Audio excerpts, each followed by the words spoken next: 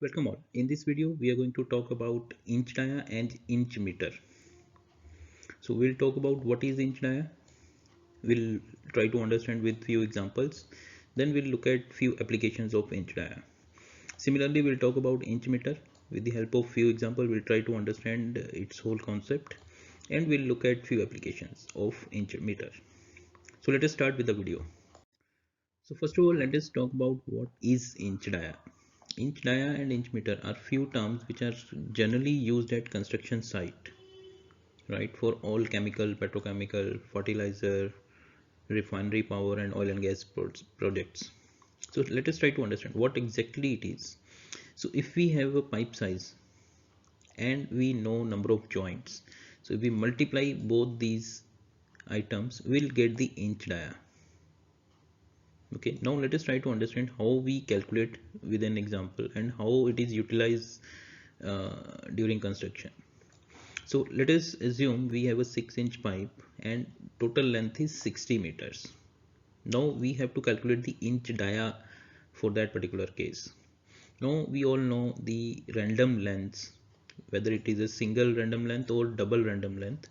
These are the two cases, two scenarios where we procure the pipe spools in the form of single random length or double random length. If it is single, the length will be around 5 to 7 meters. If it is double random length, then the length will be 13 to 11 meters. So let us assume we are having 13 meter of length. We are going for double random lengths for a particular project, and we need to know how many joints will be there. We are assuming 60 meter in length and 13 meter per spool, so there will be around 14 welding joints, 4 welding joints, sorry.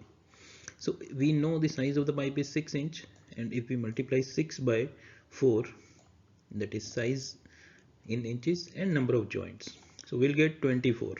So we can say 24 inch dia will be there. Now we know the inch dia quantity. So what we can where we can utilize this information? Okay, as we just discussed, this information can be utilized at construction sites. For what purposes, right? We need to know what kind of welding requirements are there, how much welding is required. Once we know the inch dia, we can estimate how much welding will be required, how much NDT testing will be required, how much DPT requirements are there. So we can measure with respect to inch dia. So once we know how much welding, NDT testing and other activities are required, we can always relate these quantification with the payment. So we can say the construction activities are generally calculated with the help of inch dia. Accordingly, we can calculate how much payment will be involved, how much resources will be involved, and how much time it will take. So this is what inch dia is, and this is where we utilize it.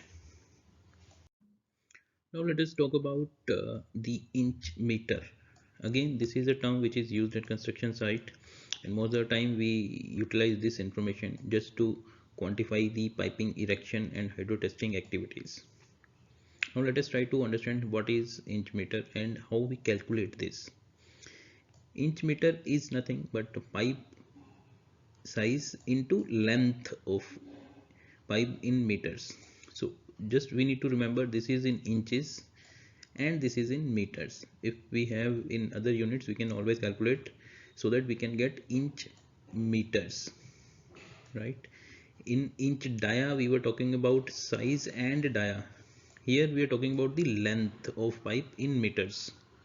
So you can say, let us take an example just to understand the whole concept. If we have a 20-inch NPS pipe with us for 100-meter length, we can always calculate 20 into 100, that is 2000 inch meter. Okay, so this is very easy to calculate, but we need to understand how it is important for construction team.